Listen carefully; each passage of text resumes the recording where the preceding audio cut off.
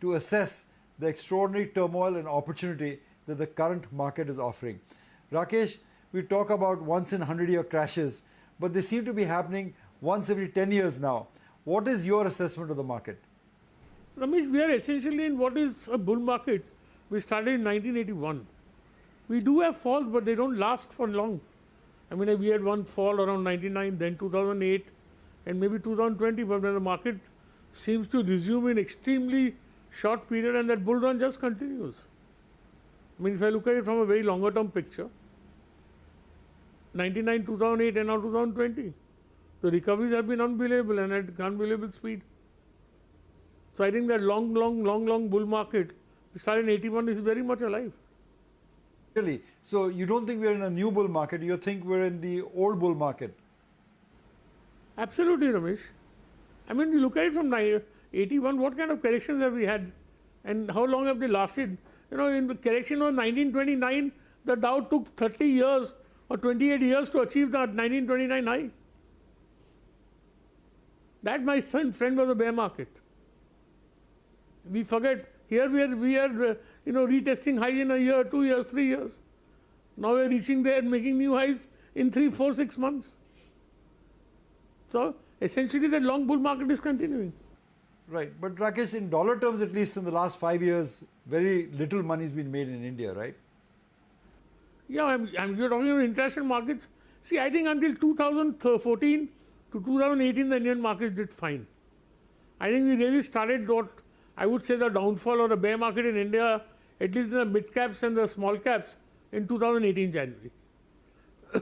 I think that is what bottomed out, according to me, in March 2020.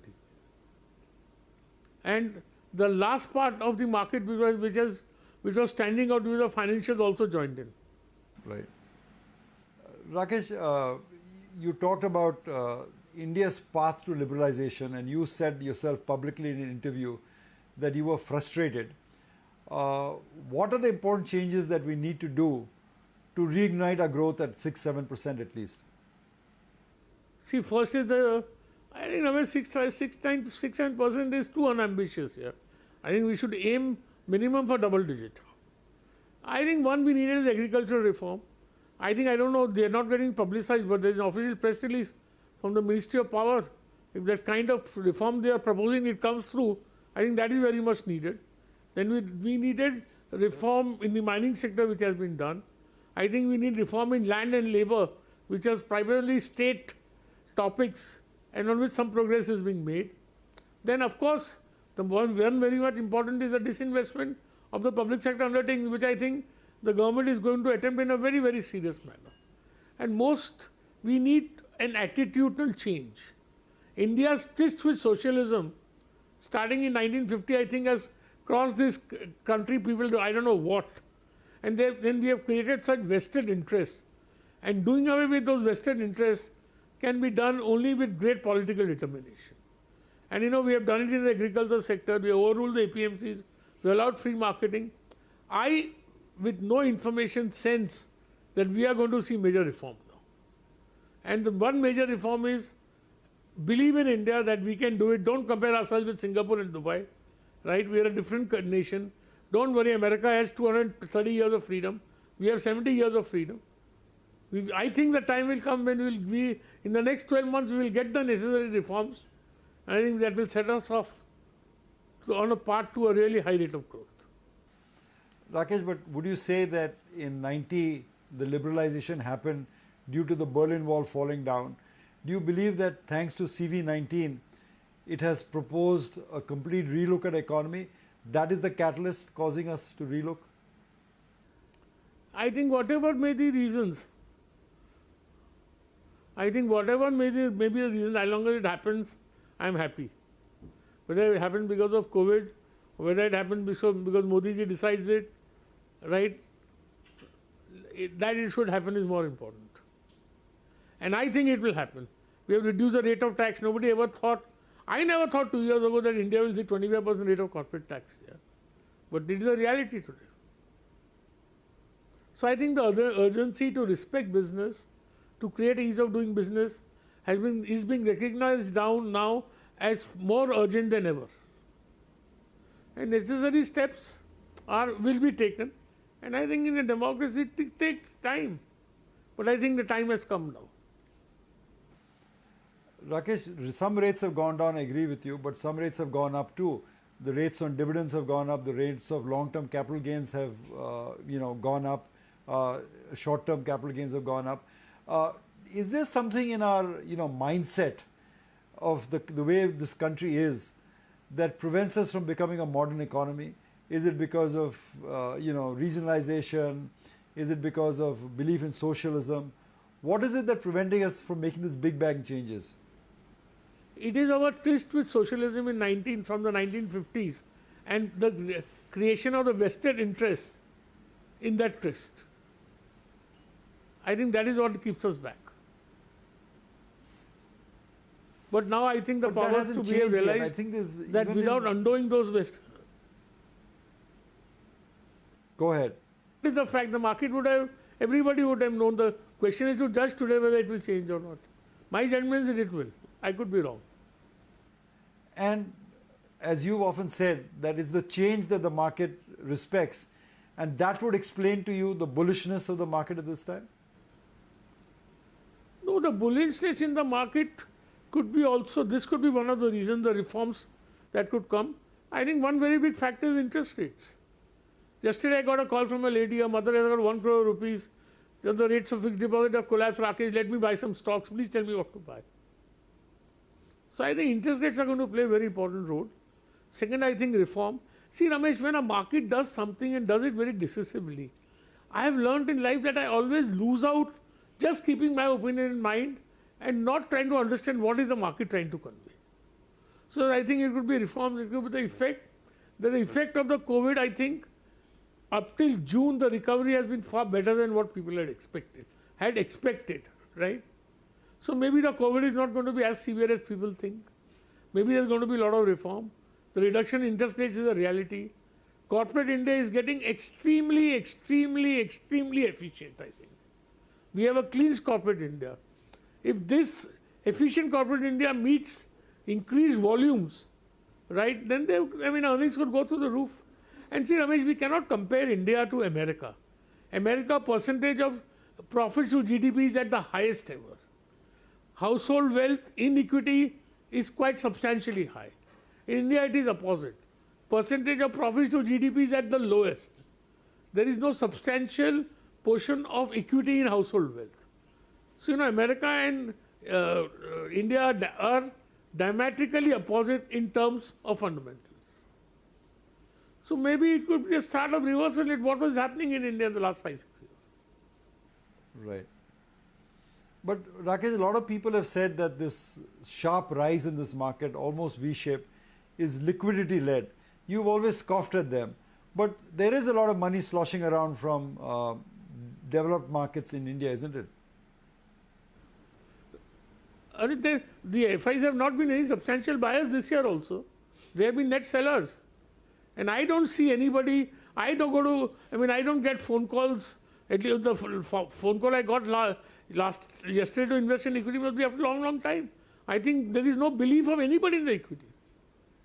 So where is the commitment? There is no commitment.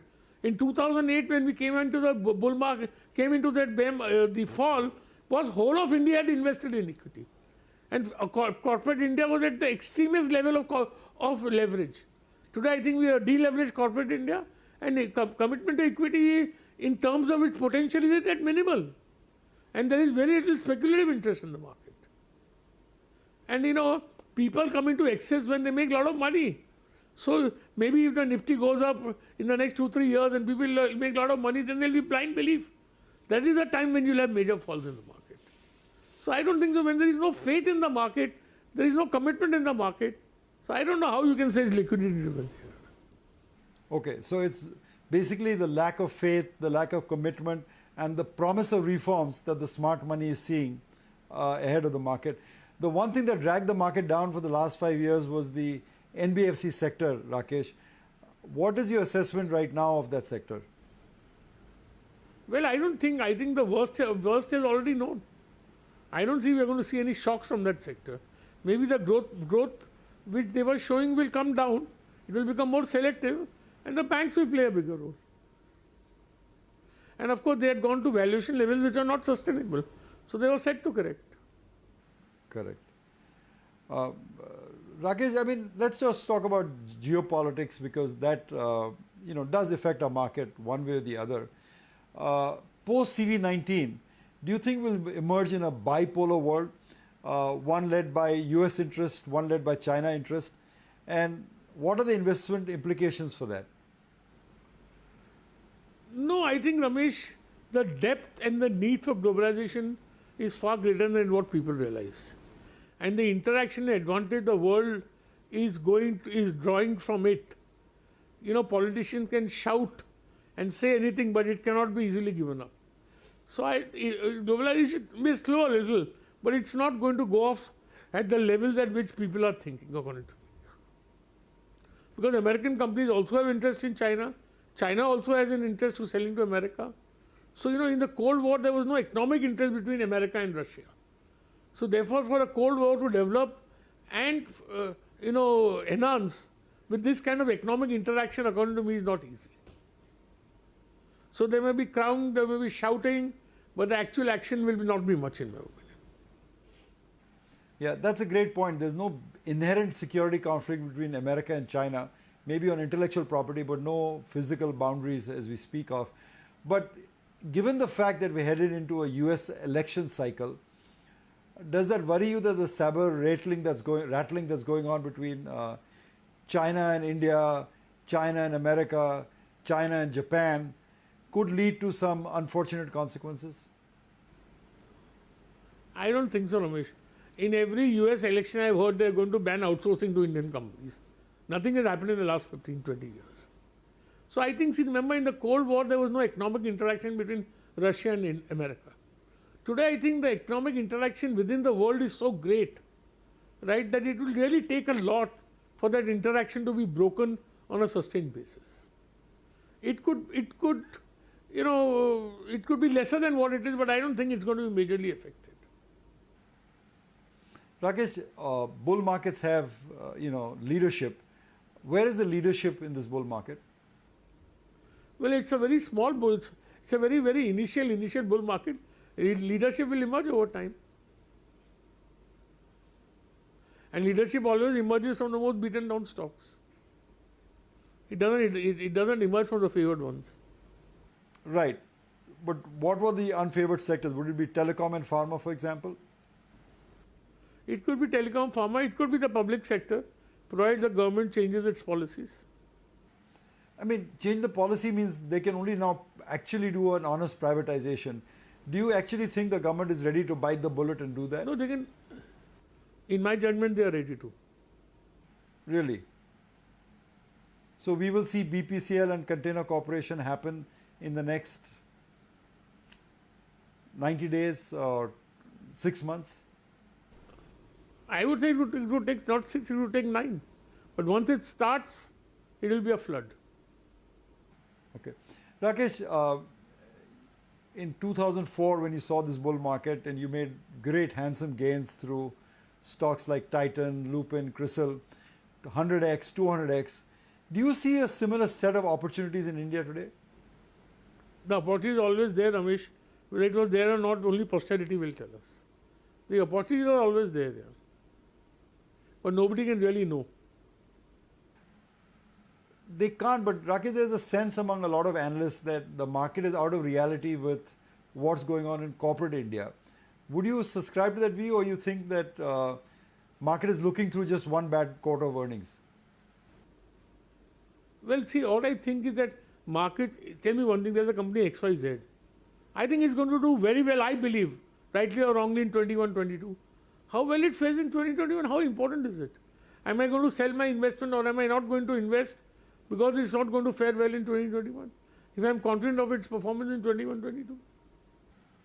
So quarter one and quarter two is a look through, market has discounted that, and when bad numbers come out, in your estimation, the market would not react violently to that, correct? No, it will not. It may not react violently only if it has still has confidence in the future performance. And Ramesh, after having started all that, having said all that, suppose Nifty goes at 10,500. If the Nifty has to make a range between say 9,500 and 10,500 for the next 6 months and not go up. What is wrong? That we are in a bull market doesn't mean the stock market is never going to correct temporarily, is never going to go down, or is going to go on going up every day. Here the Nifty points falls 200 points, everybody is ready to write an obituary. What's wrong if the Nifty falls by 500 points and doesn't lose and stays between 1,000-point range for the next 6 months? To my mind, I think we would still be in the initial stage of a bull market here. Right. As you said, Rakesh, that is the lack of commitment or belief that people have in the market, that they're ready to sell at the drop of a hat or panic at the first sign of a drop. I agree with you. At the no, sir, at the slightest fall, everybody is ready to write obituary. Everybody I believe, I meet says me, oh, your market's gone crazy. Why? I mean, I don't know here. Either there's some manipulation, and I don't see any very positive figures from the foreigners. So I don't, understand. So when I don't understand, why it is rising, I better try and understand why it is rising here. In all humility, let me respect what the market is doing. Right. Final two questions, Rakesh. In your view, I understand nobody knows this. In your view, early 2021, will this CV19 crisis be behind us? See, I think the CV19, I don't know whether CV19 will exist or not. I know one thing, it will be accepted like any other flu. Because it will be treated much better, it will far lesser cases will require hospitalization. And Ramesh, you fly in an aircraft here, the aircrafts crash. You travel by car, 220,000 Indians lose their lives every year in car accidents. So I think it will be within the grip of humanity. It's not going to, it may not vanish, but people will learn to live with it. Learn to deal with it. Okay, Rakesh, final question to you. You've always left us, it's your birthday, you've come back on Wizards after 15 years. Where are opportunities? Where do you see opportunities in India today? Small cap, large cap, which sector? Give us some headway into your thinking. I see the biggest opportunity in the most battered stocks and the most unfavored stocks. Which would be B group, right? No, even in the A group, even in the large caps. There are a lot of stocks which are written off for dead, the companies are dead, they'll never revive. I think there's a lot of opportunity in those companies. Because the risks, if you are right, are far greater than the losses you can have. Far, far, far, far, far greater. Right. Am I sensing you're bullish on public sector banks for some reason? No, Ramesh. I don't look at public sector banks. Fair enough.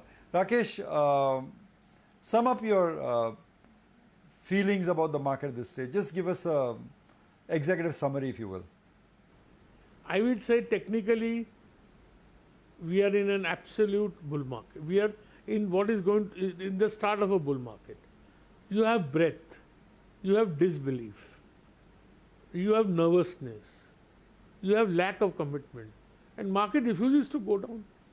And every bull market starts with an event which shatters everybody so much that everybody keeps promising he'll never buy stocks again. And then the first rise never has faith. So I think technically we are surely in what is going to be a long bull market. And then sometimes markets can also mislead you.